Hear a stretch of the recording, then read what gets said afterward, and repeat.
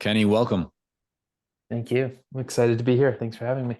Yeah, so Kenny, let's just start off and have you explain what is Kicksaw. There's so many ways that I can take the answer and dive into different paths, but at the highest, most basic level, Kicksaw is a Salesforce consulting partner. So we help companies with anything and everything, for the most part, that pertains to their Salesforce investment, but doesn't just limit us to Salesforce. So integrations, third-party systems, so on and so forth. Right? And so you kind of co-founded a few businesses before Kicksaw, and then in 2018 you started Kicksaw. So why 2018? What was going on? What made you decide to start this specific consulting business? It was very organic. Nothing. There was no intent between my co-founder and I to really take this to where it is today. We actually started working together in 2017, and so this is pretty unique. I co-founded Kicksaw with someone I'd never met in person before. Kyle Morris. He's based out of Bend, Oregon, Central Oregon. I'm in Toronto. We live in totally different countries, opposite sides of the country, so to speak. And we had worked together because I was working at a company called Hired, and I brought him on as like a contractor consultant to help guide me and support me, and we developed a good relationship. And then he started to do freelancing, so I Mhm. joined him and worked for him for the better half of a year. And we got to a point where we were starting to actually see a influx of business, all of which were centered around a few AEs specifically out in California, San Francisco, and that kind of introduced us to the Salesforce path. But even before then, there were two things that were happening that required us to actually form the business. One was we had clients saying, "Hey, my boss won't let me sign a document with just Kenny or Kyle. You need a company, you need insurance, we need something a little bit more tangible." And then secondly, we went to go make our first hire, and they came back the next day and said, "My wife won't let me quit a job to just join two dudes freelancing. Mhm. I need you to contribute to my 401k. I need benefits. I need a website. Like I need to be able to tell my kids what I do. I need something." And so we were starting to feel the pressures of just being freelancers that we decided to actually incorporate the company, create Kicksaw, and go from there. And how far along were you at that point when you're thinking about making that first hire? People both on the client side as well as prospective employees in the company are saying you guys need to be a little bit more legitimate. Like where were you revenue wise, and how far into this were you at that point? Maybe half a mil in Okay. rev, in and around that range. A handful of clients, I would say maybe half a dozen to 10 clients. And it was just Kyle and I. Right. And we maybe have had a couple freelancers here and there, but one of those freelancers was someone we ended up bringing on full time.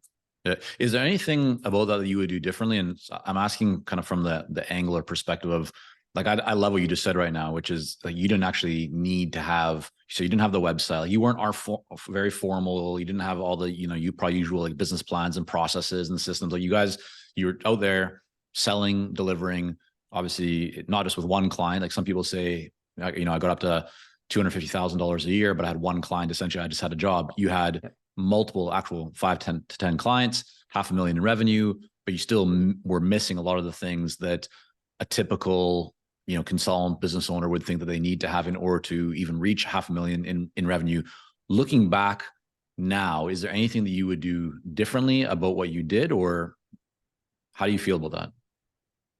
I don't think so. I think we went in with very low expectations, and we enjoyed what we love to do. We made sufficient money that allowed us to do what we wanted to do. Mm-hmm. Um, but our desire to just continue to grow this thing and organically continue to kind of follow where it's taking us is what brought us to where we are today. But it wasn't of a desire to turn this into a $10 million company at that time. Right. So for us, the biggest things that Kyle and I really did was, I think what went well and what I would make sure to continue to do the next time around is we were very aligned on what our philosophies were, our beliefs, our values, the type of organization we wanted to run, whether it was 2 people or 200 people.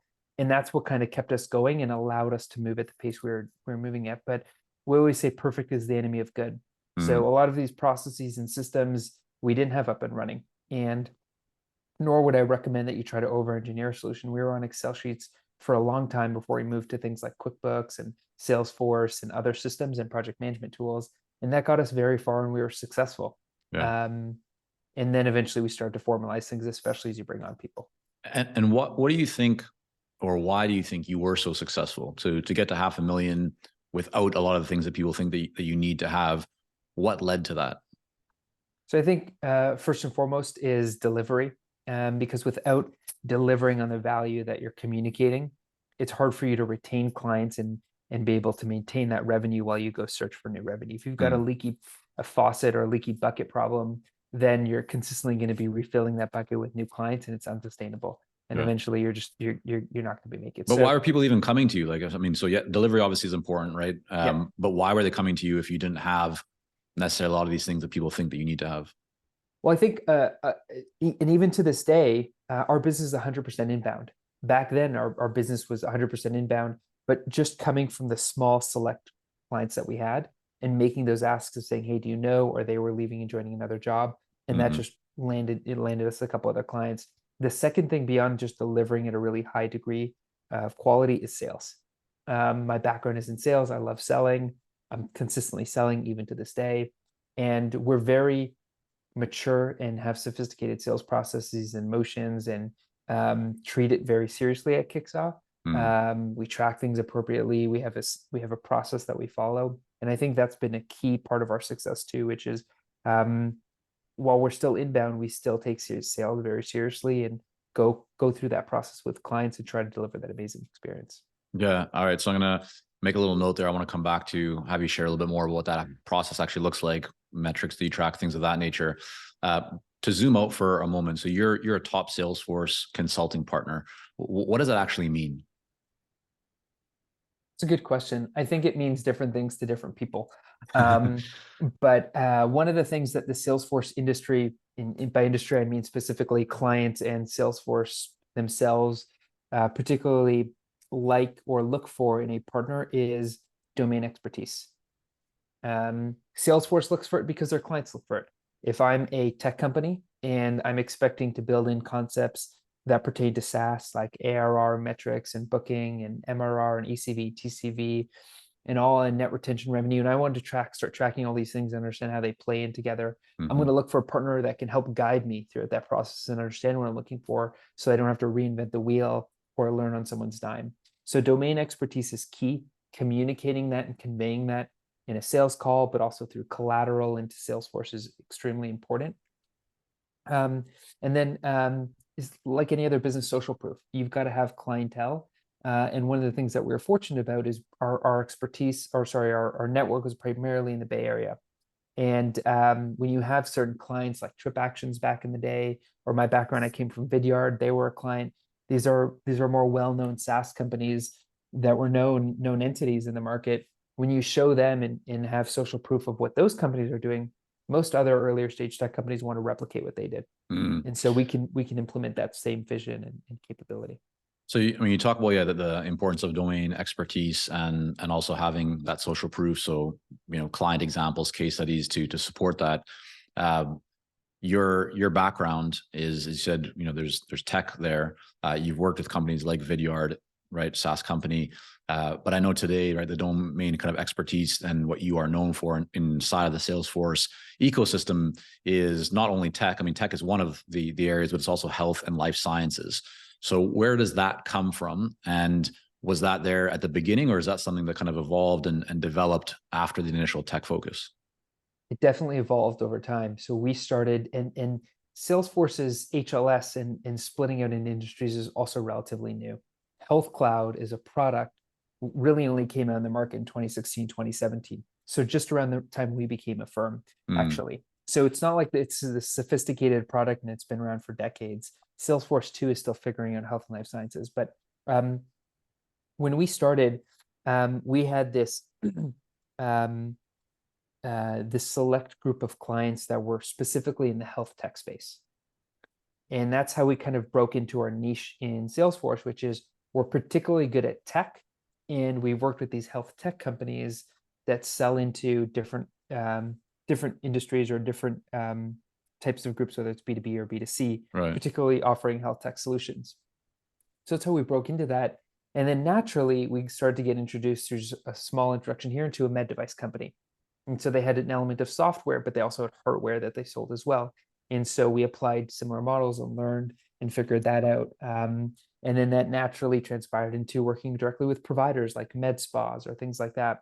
But a lot of it was seeing what other people did in the past, what good looks like, and hiring people with that domain expertise to come into Kicksaw, teach us and give us that skill set so that we can bring them to our clients as they were coming to us. And I was trying to balance to that. But we also struggled with saying no to some of those deals. And if we Mm. weren't capable of doing it, because it only takes one deal for Salesforce, for something to go wrong for Salesforce to hear about it, for it to create a ripple effect internally. So we want to be very mindful about making sure to take on the right deals early on, especially. Yeah. So talking about the kind of the partnership or the collaboration with Salesforce, or I guess how you're positioned as being, you know, one of the top partners there.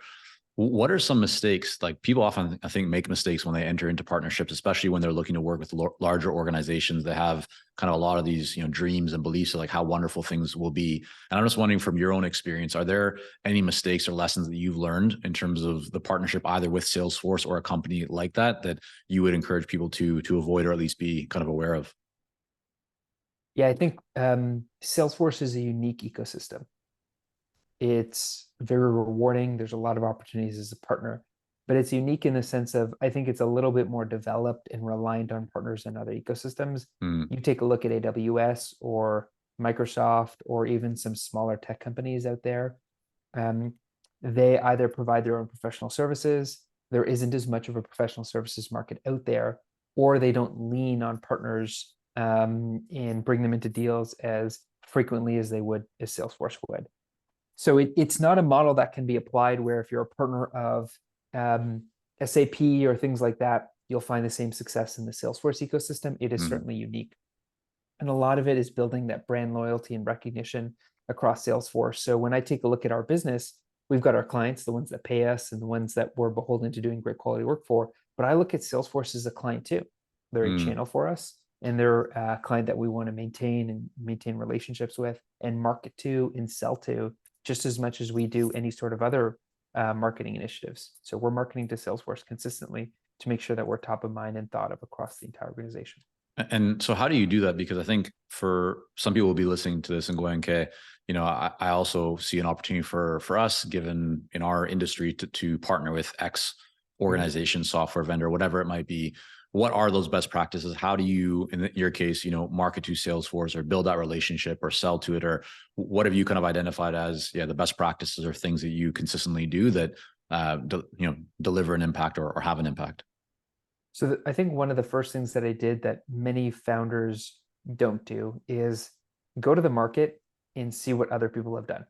Mm, You'd be surprised at how often other people who've been in your shoes once upon a time are willing to give back or share with you tips and tricks and feedback.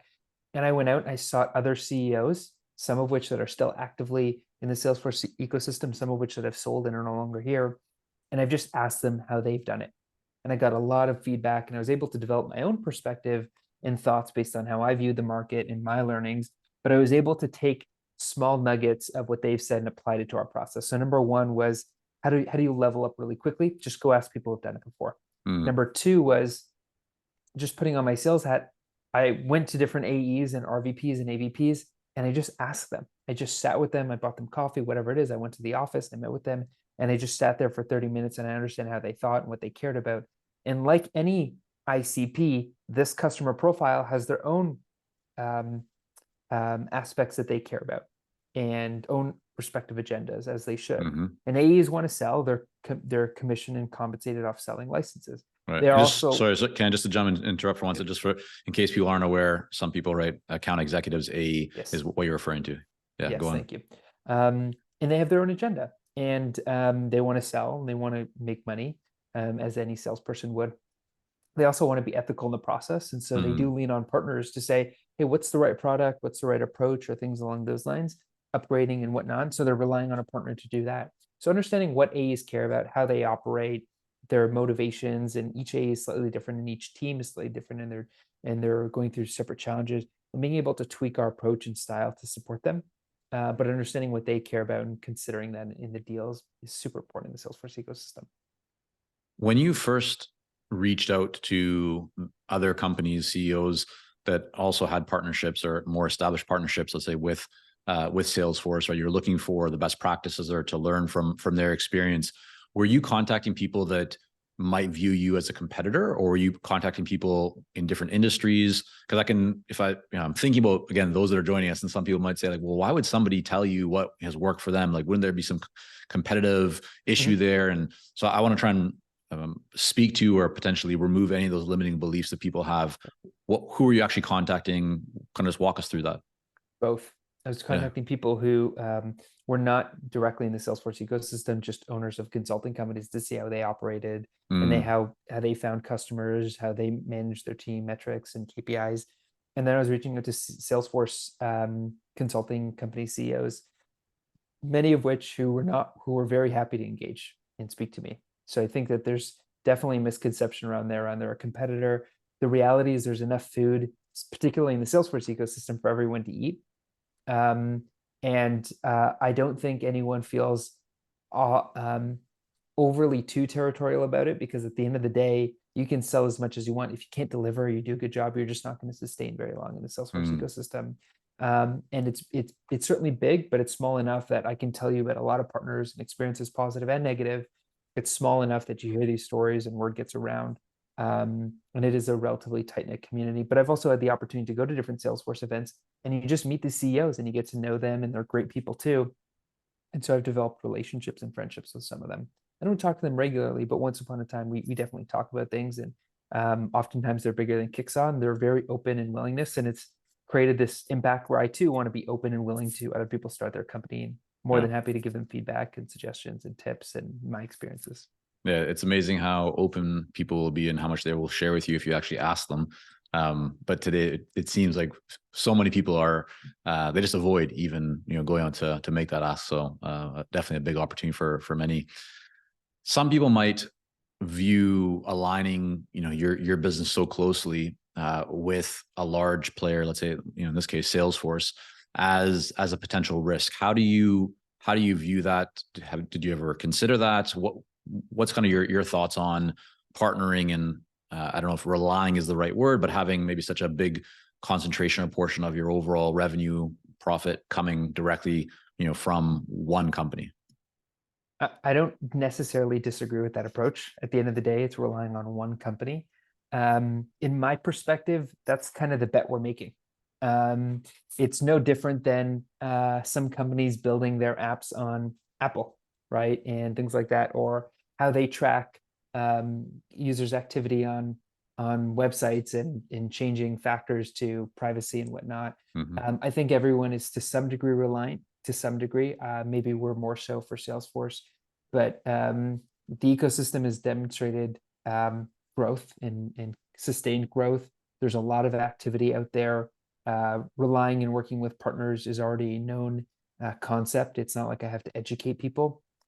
And frankly, I think there's a lot of room for improvement in that there's a better way to do what's already what many partners aren't doing already out there. So for those factors, I think it's a relatively speaking safer bet. And despite some of the turmoil and their macroeconomic factors, there's still 4,000 Salesforce account executives, and there's still hundreds of thousands of customers spending literally billions of dollars on Salesforce consulting. And so for us to get to 50, 100, 150 million dollars, we're barely even a drop in the bucket at that point. So those are the factors that I use to say, hey, we don't need this thing to be growing 50% year over year for us to be able to grow 100% year over year and sustain and build a profitable company. The market's already there for us. You talked about sales, and that even though all of your business or the vast majority is inbound, right? People are coming to you rather than you having to go outbound to them. You still focus a lot on sales, the sales process, the pipeline. If you were to share, a couple of things that maybe stand out that you feel are most important, could be metrics that you track or just something kind of like, I don't know if it's your secret sauce, but maybe it's just something that you guys do that you feel really moves the needle. What would you share around the kind of the sales process with others? I think for us, it's making sure what I focused very heavily on is articulating the competitive advantages or what makes us unique in the ecosystem. A lot of Salesforce consulting partners will focus on things like maybe domain expertise or Salesforce expertise, and those things are very important. But even before you get to that point, I think there's a lot of factors that are important. And the way I think about this is Salesforce as a skill has become somewhat commoditized. There's millions of people that are learning Salesforce every single year. This is circa, early 2000s or late 2000s, people learning HTML and CSS, right? We just go on places like CodePen or CTOs from CodePen and learn how to write HTML and CSS over the course of a month. Well, nowadays, the same thing has happened with Salesforce. You can go on many different sites and learn how to use Salesforce, get certified, go through Trailhead, whatever it may be. And so I think those factors, while still very important and critical to the deal, don't necessarily differentiate you between the other 20 firms that have similar skill sets or expertise.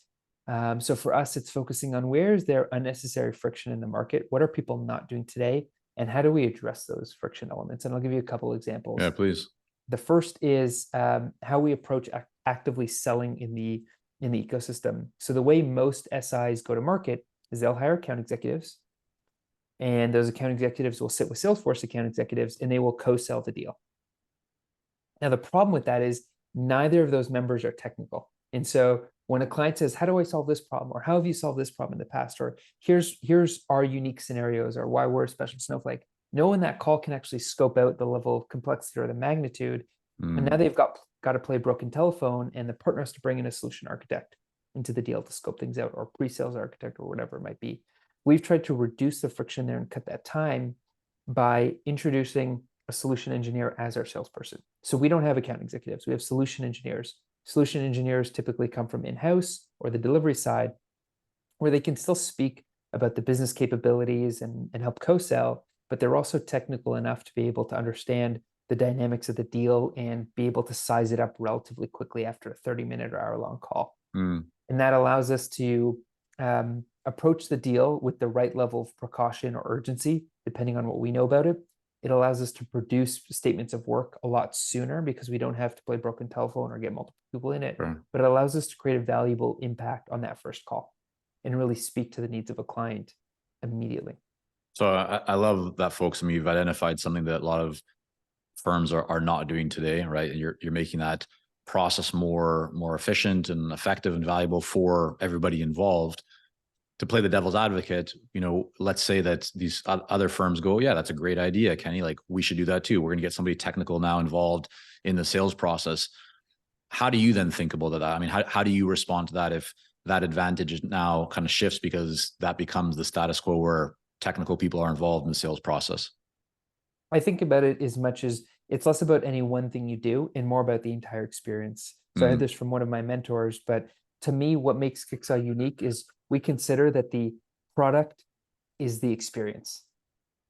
So every interaction that someone has with Kicksaw, every person, every engagement, every email, every document that we produce, every call that we have, that contributes to the experience.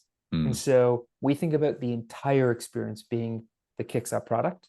And I just frankly don't think, and I've seen this firsthand, not most companies just don't consider it that way. Yeah. And so as long as we continue to focus on making everything great throughout the entire experience, that our customers, our prospects, Salesforce will start to see that through over and over again. And it's not one particular thing, but how we do everything at Kicksaw that over time will continue to beat out the competition. So speaking about everything, I mean, one thing that's definitely been impacting, it seems like probably everybody in the world in one form or another, has been higher inflation. I'm wondering, has this impacted your business in any way? And how are things today as opposed to, let's say, at the end of last year, beginning of this year? I would say the macroeconomic factors have certainly impacted Kicksaw. There's no question about it. Spending is down. People aren't buying software as much as they have been. An important consideration and thought that I've always had with Kicksaw is I really care about optionality. And we've been able to maintain and keep our costs down and keep them extremely lean. And so that's allowed us to be a completely sustainable and profitable organization, despite this being a relatively slow year and spending has gone down drastically. we've still been profitable every single month this year. Mm. And that's given us the optionality to be aggressive, to attack the market differently, to think differently, and not feel like we need to address things from a place of urgency or scarcity, but really focus on what's going to drive the benefit of Kicksaww long-term and our clients long-term and our employees long-term. So we try to make sure that we're always in control. And while things haven't been great, how do we take advantage of the situation? How many people at Kicksaww today? We're about 75. And have you had to make adjustments in terms of, number of people, headcount, so forth, given budgets being pulled back from clients and just the overall environment? Like, is there, I guess one of my question really, Kenny, is what could you offer specifically, like any examples of what you've done to be able to maintain profitability given the challenges, in the marketplace and in kind of the economy overall? Yeah, I mean, there's a bunch of things, but it just comes down to one of the biggest things that we did was we brought on and made sure to maintain our books and records and had finance at a relatively early size and stage of the company. For instance, I track my budget every single week. So from a very early period of time at Kicksaww, we were very meticulous about every dollar, how we spent it, how we earned it, projections and forward-looking things, and always being conservative with our estimates. So we're always saying we're going to collect less, we're going to spend more, and we're going to make less. And every month we ended up making more, spending less, and collecting more. And so we were always above our estimates, but we was projected to be lower. And that just made sure that we had the right discipline every single month around the decisions that we made. And we tried not to overspend, we tried not to overhire, things along those lines, but come at it from a frugal standpoint. So that was a big key element to how I think we're able to just ensure that we're building for long-term success and stability, not from a place of scarcity. So having finance contribution and having that visibility is super key early on for sure. How do you approach pricing at Kicksaww? Are you using hourly fees? Are you using a project-based rate? Or what is the approach that you take to pricing, and kind of how do you think about setting your fees and pricing? From my standpoint, all good. You got your little one coming in. That's awesome. Yeah. All right, let's take that from the top if that's cool. Yeah, of course. So we have a couple models at Kicksaww. We have our fractional consulting model, which consists of two elements, a monthly fixed fee and time and material on top of it. And the reason why we do that is most consulting firms will estimate their proposal based on taking the build work, and they'll take 10% of that and apply to project management. Well, I'm of a very different belief there, which is I actually think project management needs to be embedded on every single call. And we need to be working with our clients on not just project management, but strategic guidance on project management. So being able to understand their goals and expectations and layer that into the timeline and costs associated with things. And if you have a project manager joining every fourth call, it's really hard to maintain that consistency, but also gather all the information appropriately. And that's what happens with clients, which is project managers will join every third, fourth call because that's how they've been allocated. And then you get to 80% of the project timeline, but you've used 120% of the budget and just something's not working well. And that's why so many projects fail. So that monthly fixed fee allows us to ensure that the architect and the PM is involved, and our role as the architect as the consultant is involved at every stage on every single call. And then the other belief is that all of the admin hands-on keyboard work is time and material. So it's the addition of those two elements that contribute to our fractional model. And the reason why it's time and material is because I can guarantee that in the past 24 years of Salesforce existing, there has never been a single project out there where 100% of the requirements have been defined up front.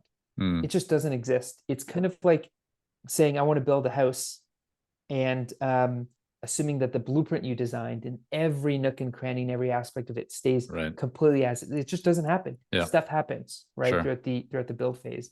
And so we want to be flexible and nimble enough to anticipate and move in that direction.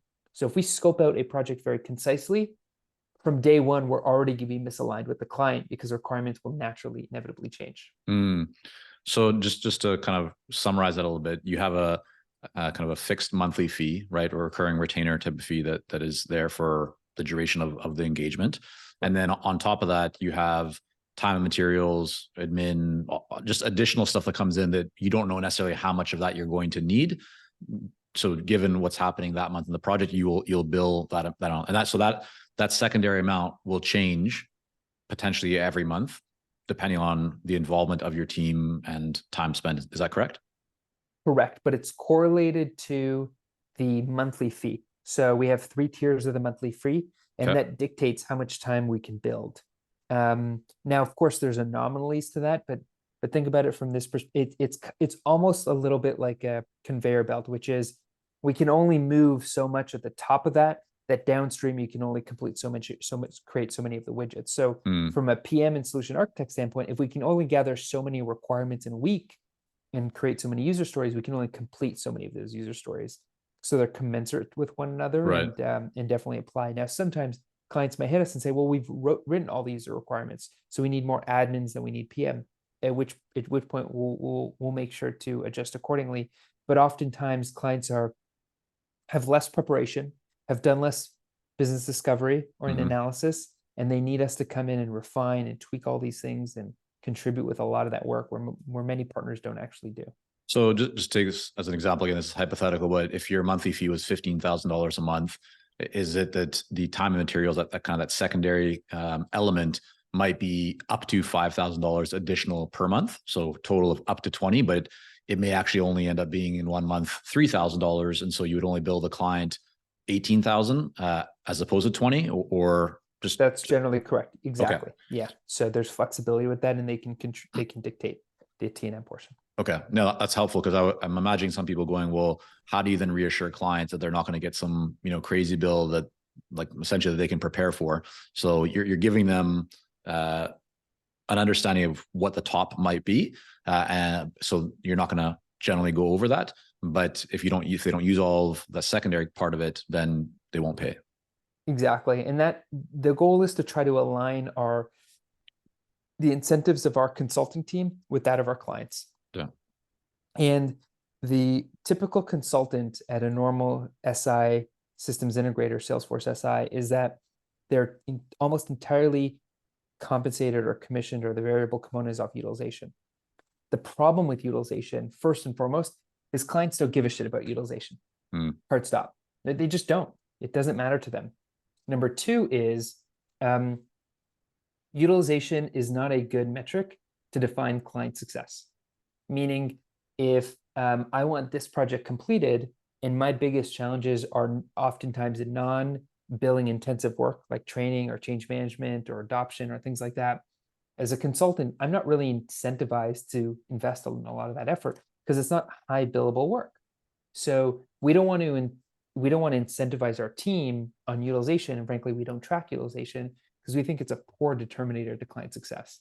And then you get into things like Thanksgiving over the US holiday. Well, people are out that week. And so what, you're not going to hit your utilization target. It's just a bad metric to determine if the client is happy or not. And it's an internal metric, but it's how a lot of companies operate their machine and what they use to determine success for engagements. Yeah.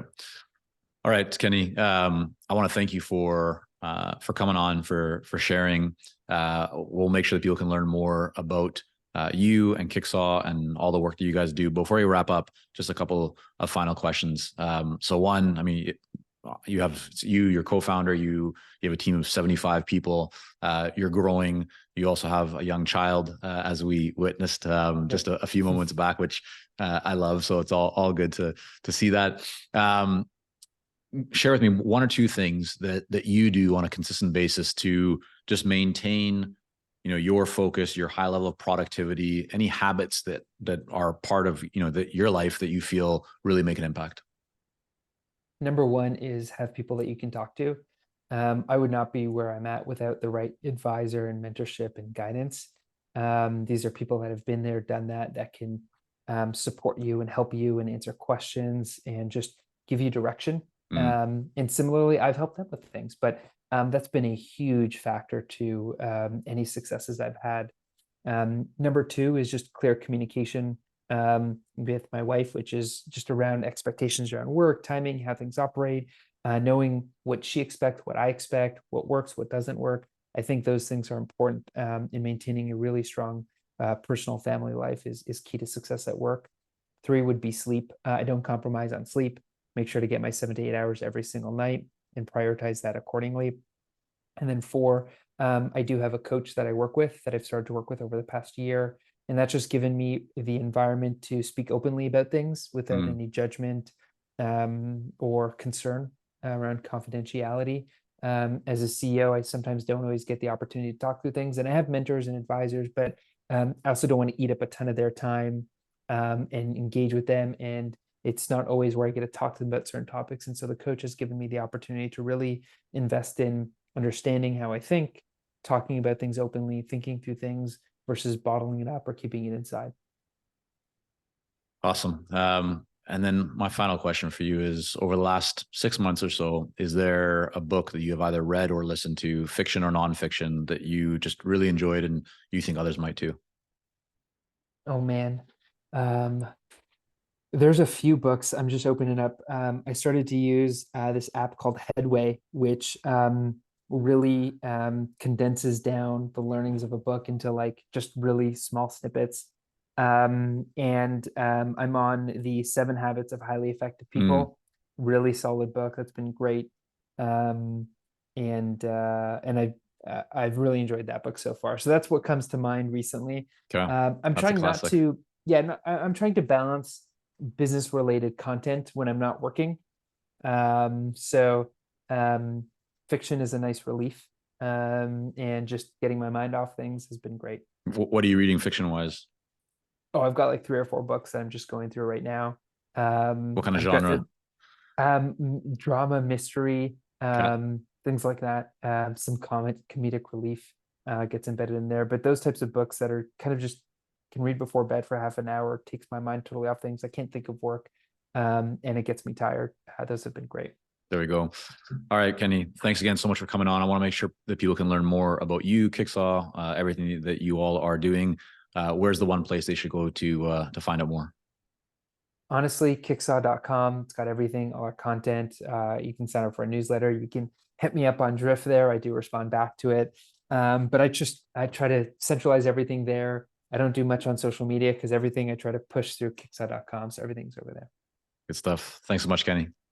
Thank you, Michael. Appreciate it.